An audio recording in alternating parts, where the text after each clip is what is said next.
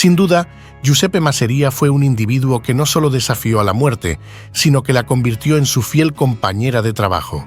Como muchos otros gánsteres neoyorquinos de su generación, nació en la pobreza de Sicilia, pero se trasladó a Estados Unidos con sueños de grandeza solo para encontrarse en un mundo donde los deseos se medían en balas y engaños. Con un carácter que podría describirse como explosivo y una destreza que desbordaba, se transformó en un titán de la mafia que no dudó en empuñar el poder a través de la violencia y el terror. Siendo cuarentón cuando falleció en medio de una guerra mafiosa que él mismo alimentó, su legado fue prácticamente borrado del mapa cuando finalmente fue derrotado por sus rivales y asociados traidores. Este es el hombre que puede esquivar balas, Joe el Jefe Masseria.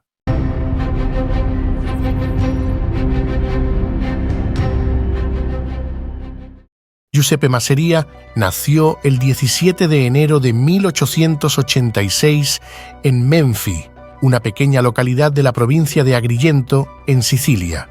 Su familia, compuesta por sastres, le enseñó desde pequeño el arte de la confección, pero como suele ocurrir, el destino tenía otros planes para él. A una edad temprana se trasladó a Marsala, un pueblo costero, donde el vino y la vida eran más dulces que las costuras de su hogar. Y es que, en aquellos tiempos, Sicilia era una isla que parecía bendecida por los dioses con su belleza natural y su rica historia. Pero la cotidianidad se resumía en una espiral de pobreza, explotación y desesperanza.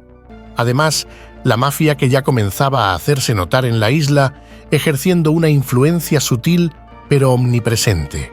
Aunque en aquella época no era tan poderosa como lo sería más tarde, su presencia ya era un factor a tener en cuenta para cualquier negocio o actividad económica, incluida la sastrería. Los sastres, como muchos otros pequeños empresarios, debían tener cuidado de no cruzarse con los grupos criminales, que podían exigir protección a cambio de dinero o favores. Y hablando de mafias, su vida entre telas y alfileres no era más que una interrupción de lo que le esperaba en el otro lado del océano. Con apenas 16 años de edad, Masseria llegó a Estados Unidos, un país que prometía oportunidades y que, como contrapeso, estaba plagado de múltiples males de los que él sería parte. Y es que la mafia no solo operaba en el viejo continente. Nueva York ya era una auténtica locura de peleas, con cuchillos sicilianos, venganzas napolitanas y suficiente derramamiento de sangre como para sonrojar a un matadero. La familia criminal Morello eran los jefes de este caótico submundo, gobernando el Harlem italiano. Giuseppe Morello, el patriarca organizacional en ese entonces, llegó a Estados Unidos tras presuntamente masacrar a terratenientes sicilianos. Pero por aquellos días, su banda dominaba la pequeña Italia del este de Harlem, fabricando billetes de $5 falsos junto con el mafioso siciliano Don Vito Cascioferro y metiendo cadáveres en barriles como si estuvieran preparando un almuerzo. Y bueno, al llegar a Nueva York, Giuseppe se unió a ellos. En ese mundo mordaz, se convirtió en un tipo de acción, un capitán que navegaba por las aguas turbulentas de la mafia. No era su única opción, porque claro, allí existía todo un ecosistema de delincuentes que convertían la Gran Manzana en su hábitat natural. Estaba la banda Eastman, liderada por Monk Eastman, y quienes se peleaban por territorio con la banda de los Five Points de Paul Kelly en batallas callejeras que fueron el caldo de cultivo para futuras leyendas de la mafia. Luego estaba la Mano Negra, una red de extorsión disfrazada de organización. Aterrorizaban a los inmigrantes italianos en Brooklyn y alrededores, enviándoles cartas amenazantes exigiendo dinero, o de lo contrario, tendrían que hacer lo que fuera. Vito Cascioferro, un mafioso siciliano, era uno de sus peces gordos, trayendo la brutalidad del viejo mundo a las calles de Nueva York. Y bueno, también estaba la familia D'Aquila y otros grupos más. Quizá encontró en los Morello algo de lo que parecían carecer las otras: un propósito más definido y algo de estabilidad. Lo cierto es que, en 1909, este incipiente gánster recibió una paliza de la ley por algo tan insignificante como un robo, aunque la sentencia fue suspendida lo que le permitió seguir en su camino delictivo. Así es, de momento se salió con la suya, pero la suerte no siempre sonríe a los audaces. El 13 de abril, 4 años después de aquel incidente, él y sus 3 cómplices incompetentes, Pietro Lagatutta y los hermanos Rufino, fueron sorprendidos infraganti intentando robar una casa de empeños de lujo en Bowery Street. No se trataba de un delito sin importancia. Estos genios pretendían forzar una bóveda que contenía diamantes valorados en unos $300.000. Habían alquilado un apartamento al lado, perforaron una pared de ladrillos durante una tormenta y metieron una manta en el agujero para ocultar su obra. Por desgracia para ellos, un policía de ronda vio la manta sospechosa y montó un sistema de vigilancia. Cuando la banda intentó salir del apartamento la madrugada del domingo, fueron arrestados. Nuestro protagonista, vestido con su traje marrón y su sombrero hongo, probablemente pensó que podría escabullirse. Lástima que sus compañeros estuvieran cubiertos con un delator polvo de ladrillo húmedo. El juicio fue un desastre para Joe. El fiscal tenía pruebas irrefutables. Su defensa afirmó que simplemente pasó por casa de Lagatutta a las 7 de la mañana de un domingo para pedirle ayuda, pues quería un trabajo en una cantina. El jurado no se lo creyó y lo condenó tras solo 90 minutos de deliberación. El 23 de mayo fue sentenciado a entre 4 y 6 años de máxima seguridad en la cárcel de Sing Sing. Su vida en prisión no fue precisamente benévola. Para cuando cumplió sus 30 años de edad en prisión, no parecía tener ninguna perspectiva de futuro. Pero en vez de reformarse, Joe aprovechó su tiempo en Sing Sing para reflexionar sobre sus fracasos y planear su regreso. Joe Masseria finalmente fue liberado en 1917 o principios del año siguiente, listo para abrirse paso de nuevo en el submundo neoyorquino. Y vaya que así fue. De hecho, a medida que los años 20 se acercaban, la rivalidad entre los Morello y Salvatore D'Aquila, el jefe de la organización que llevaba su apellido, se intensificaba. La llama se encendió cuando este último declaró la guerra a los Morello por un plan de falsificación. Y es que su llamada Asamblea General Interna, llamémosla así, condenó al líder de esa organización, a Ignazio Lupo, y a otros 10 por atreverse a hacer negocios con un falsificador rival sin su consentimiento. Ahora, mientras Giuseppe Morello y sus hermanos se turnaban el poder de la familia por diferentes circunstancias, Salvatore D'Aquila consolidaba su poder dentro de la incipiente mafia de New York. Pero de la misma manera, la estrella de este relato, Joe Masseria, acrecentaba su influencia dentro de los Morello y no estaba dispuesto a cederles terreno a la familia D'Aquila. Viéndolo como una gran amenaza, entonces D'Aquila, siempre el tirano mezquino, intentaría neutralizarlo. Así, la lucha por el poder en Nueva York se hizo una guerra abierta y declarada, donde las balas y la sangre no se hicieron esperar. Masseria, como un hombre ya importante dentro de la familia Morello, estaba consciente de eso y, en 1920, reclutó a un joven con ambiciones y habilidades que lo convertirían en uno de los caballeros más temidos de la mafia. Claro, él no lo sabía entonces. Su nombre, Charles Lucky Luciano. Bajo su ala, trabajaría como pistolero. El muchacho parecía una opción viable. Ya había colaborado de cerca con Meyer Lansky y Bugsy Siegel. Organizaban negocios clandestinos, traficaban eficientemente con sustancias prohibidas y, en general, causaban problemas por todo el Lower East Side. D'Aquila, mientras tanto, no estaba dispuesto a ceder terreno e igualmente contaba con su propio asesino, Umberto Valenti, quien fue enviado a eliminar a Masseria. La tensión en el aire era palpable y el 8 de mayo de 1922 la violencia estalló en las calles de Nueva York. Vincenzo Terranova, el regente de los Morello, murió sangrientamente en un tiroteo desde un vehículo cerca de su casa en la calle 116 este de Manhattan. El asesinato fue una ejecución mafiosa de manual, pues fue emboscado por individuos armados que lo acribillaron a balazos a plena luz del día. El ataque fue rápido y despiadado, al más puro estilo mafioso, y todo apunta a Umberto como el cerebro detrás de todo aquello. Horas después, el subalterno de Terranova, Silva Tagliagamba, fue gravemente herido en un ataque en el Bajo Manhattan. La noche se tornó peligrosa y Joe Masseria se convirtió en el blanco de la ira de Valenti. En un encuentro fortuito en Grand Street, logró escapar, pero no sin antes dejar un rastro de balas e infamia, con 4 hombres y 2 mujeres heridos en el camino. Pero el 9 de agosto de ese mismo año, Masseria salió de su apartamento en el número 80 de la Segunda Avenida, sin saber que el destino le tenía preparado otro encuentro cercano con la muerte. 2 tipos armados lo emboscaron y abrieron fuego. En un acto reflejo, se lanzó a un comercio cercano, donde las balas atravesaron las ventanas y llenaron a sus inocentes compradores de pánico mientras lo perseguían como perros rabiosos. Los atacantes, en un frenesí de violencia, huyeron en un automóvil que los esperaba a la vuelta de la esquina, disparando salvajemente contra la multitud e hiriendo a 6 transeúntes inocentes en su temeraria masacre, y dejando un Masseria aturdido y algo desorientado, pero vivo. Se retiró a su habitación del piso de arriba, donde la policía lo encontró sentado en su cama, todavía atolondrado, con 2 impactos de bala en su sombrero de paja. Ese sombrero pasó a ser un símbolo de su supervivencia, lo que le valió el apodo de «el hombre que puede esquivar balas» entre los gánsteres.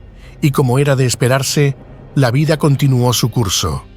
Claro, para aquellos que todavía podían contarlo, porque 48 horas después de su milagrosa escapatoria, Valenti, ese mismo que había intentado acabar con él, se encontró con su propio destino.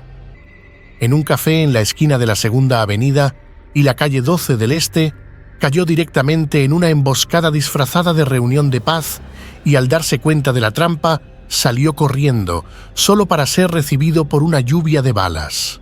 En medio del horror, balas perdidas incluso hirieron a una inocente niña de 8 años que se encontraba cerca.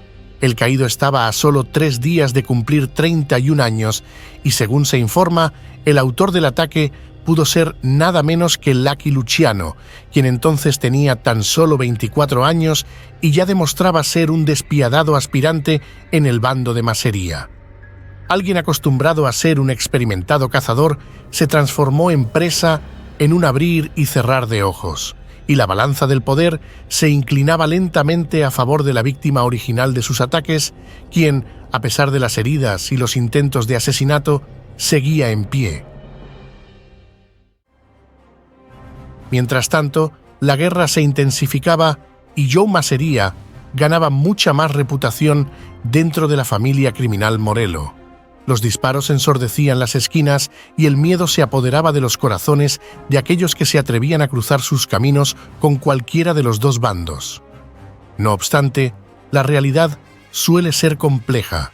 La traición estaba siempre al acecho y la lealtad en el mundo del crimen era muy volátil. En ese escabroso contexto, finalmente Masseria ascendió al cargo de jefe de la familia a la que pertenecía, ganándose el apodo de Joe el Jefe. Su antecesor, Giuseppe Morello, entendiendo que ya había cumplido su ciclo, se conformó con asumir el segundo puesto de mando y fungir como consigliere. Si algo definió al nuevo liderazgo fue su arrogancia, con un toque de paranoia y un ego inflado disfrazado de autoridad. Pero su característica principal como mandamás era su fiel y ciego seguimiento de las cada vez más obsoletas tradiciones sicilianas que sinceramente chocaban espectacularmente con la dinámica cambiante del crimen organizado en Estados Unidos. Encarnaba la mentalidad llamada Mustache Pits, aferrándose obstinadamente a ideales anticuados y negándose a adaptarse a las realidades modernas. Si bien no se oponía del todo a trabajar con extranjeros, ya que tenía tratos comerciales con gánsteres judíos como Bugsy Siegel, su enfoque general era insular y reacio a métodos distintos. Esto lo convirtió en un blanco fácil para los mafiosos más jóvenes, los llamados jóvenes turcos, quienes veían su liderazgo como un obstáculo. Por otro lado, aparecía en escena Salvatore Maranzano, un hombre oriundo de Castellammare del Golfo, en Sicilia, enviado directo por Don Vito Ferro. Para mediados de la década, Maranzano ya se había establecido en Brooklyn y se alió con otros mafiosos que provenían de su localidad, construyendo rápidamente una red de sicilianos leales involucrados en el contrabando, el juego y otros negocios ilícitos. Lo curioso es que él decía ser un defensor de la tradición siciliana. Su estilo era una mezcla tóxica de poses anticuadas y grandeza delirante, envuelta en una capa de pseudo-intelectualismo, haciendo constantes referencias al antiguo imperio romano, pero la verdad es que su visión se centraba menos en la tradición y más en consolidar el poder mediante la manipulación y la violencia, explotando el resentimiento hacia la avaricia de Masseria. La ambición de Salvatore Maranzano lo llevaría a aplicar presión sobre otras bandas mafiosas para obtener tributos monetarios. Era un juego de poder y él estaba decidido a ganar. Eso sí, la tensión volvía a sacudir los cimientos criminales de la ciudad y la rivalidad entre los grupos samponiles se intensificaba. Se iba fraguando una rivalidad más letal que la anterior. Así llegamos al 15 de julio de 1930. La sangre siguió fluyendo, siendo esta vez la de Vito Bonventre, uno de los líderes de la banda de los Buenos Asesinos, quien fue asesinado en su hogar. Masseria consideraba que la víctima y su banda eran un obstáculo para sus ambiciones, sobre todo porque estaban alineados con la facción rival, que cada vez se tornaba más molesta. De hecho, Salvatore Maranzano tomó el control de los Buenos Asesinos, desatando aún más la ira del líder de los Morello.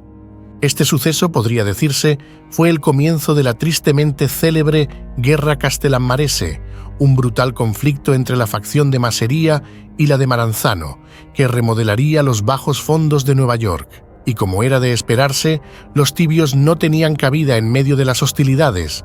Por eso, por un lado, estaba Joe el Jefe, liderando una facción que incluía a algunas de las figuras más notorias de la época. Su grupo estaba formado por su pupilo, Charles Lucky Luciano, Albert Anastasia, Vito Genovese, Alfred Mineo, Willy Moretti, Joe Adonis y Frank Costello. Giuseppe Morello asumió rápidamente como el jefe de guerra y asesor estratégico de este grupo, haciéndose automáticamente un objetivo prioritario para la facción opositora. Por otro lado, Salvatore Maranzano lideraba la facción de Castellammarese, que incluía a Joseph Bonanno, Stefano Magadino, Joseph Profaci y Joe Aiello, con ganas de desmontar la jerarquía mafiosa establecida. ¿Cómo negarlo? La lucha por el control de las calles de Nueva York fue desde el principio un espectáculo sangriento, donde cada bando buscaba eliminar al otro con una ferocidad que solo los capos de su calaña podían entender. De hecho, la experiencia de Morello no fue suficiente para evitar que se convirtiera en una de las primeras víctimas de los acontecimientos desatados. El 15 de agosto de ese año, mientras él y su socio Joseph Perriano recogían recibos en su oficina de East Harlem, dos pistoleros de la facción rebelde irrumpieron, siendo ambos asesinados en una lluvia de balas y dejando a otro visitante gravemente herido. La identidad de los asesinos sigue siendo un tanto confusa, pero Joseph Valachi, quien más tarde testificaría contra su propia organización, identificó al asesino como un matón castellammarese conocido como Buster de Chicago. Bajo este panorama escabroso, la traición y la violencia se convirtieron en el pan de cada día y el caos reinaba en las calles. Masseria, aunque herido por la pérdida de su antecesor y aliado, no se detuvo. Su presa sería Joe Aiello, el infame contrabandista siciliano y líder de la Unión Siciliana de Chicago, muriendo a tiros el 23 de octubre. La verdad es que este tipo había sido durante años una espina en el costado de Alphonse Al Capone, otro aliado de Joe. Ambos entonces compartían interés por sacarlo del tablero. Por ese motivo, los esbirros de Capone lo rastrearon hasta un edificio de apartamentos de Chicago donde se escondía, y el día de su muerte se preparaba para abandonar la ciudad, posiblemente rumbo a México. Al salir del edificio para subirse a un taxi, un hombre armado en un edificio de apartamentos cercano abrió fuego con una metralleta. Aiello recibió varios impactos de bala, pero logró doblar la esquina, solo para quedar atrapado en el fuego cruzado de otro pistolero apostado en un piso superior. El forense posteriormente extrajo 59 balas de su cuerpo.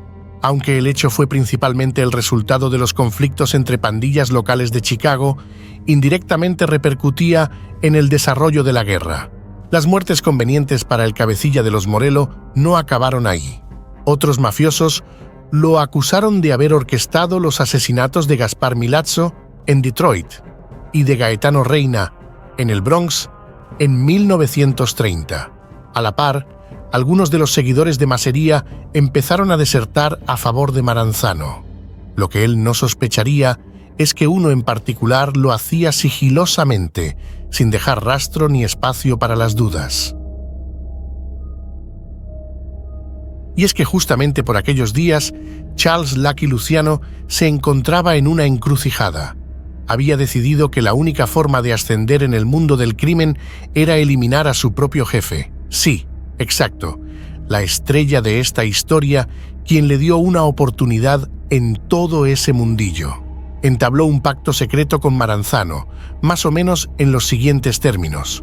A cambio de su muerte, el codicioso joven recibiría los negocios del difunto y se convertiría en el segundo bajo su mando. Era un trato que olía a pólvora y sangre, pero en el AMPA el riesgo era parte del juego. Así, el 16 de abril del año siguiente, convencido de que no tenía más remedio, lo llevó a una reunión en un restaurante llamado Nuova Villa Tamaro en Coney Island, un lugar que prometía una cena tranquila, pero que se convertiría en el escenario de otro delito. Mientras jugaban a las cartas, Luciano se notaba un tanto pensativo y se excusó para ir al baño. Se levantó y alejó de los jugadores, y en ese momento los que habían sido contratados para llevar a cabo el asesinato se prepararon para actuar. El sonido de los disparos resonó en el restaurante y Masseria, el que había desafiado a la muerte en múltiples ocasiones, burlándose de ella en cada ocasión, cayó bajo el fuego a sus 45 años. Recibió disparos en la cabeza, la espalda y el pecho, y su cuerpo se desplomó sobre la mesa, dejando caer las cartas que había estado jugando. La escena era un desastre, y mientras los tipos armados se escabullían, su vida se extinguía en un instante. La autopsia reveló que había muerto con el estómago vacío, pues a pesar de encontrarse en un restaurante, llevaba varias horas sin comer. La policía comenzó a investigar el asesinato. Luciano fue llevado para ser interrogado, pero su pericia le permitió salir ileso. En ese momento, los investigadores sospechaban de un gángster llamado John Medias de Seda Giustra como uno de los tiradores. Un informante confidencial lo había señalado y uno de los abrigos encontrados en la escena del crimen pertenecía a él. Sin embargo, el caso se cerró rápidamente cuando Giustra fue asesinado el 9 de julio, un giro del destino que dejó a la policía desorientada y sin pistas.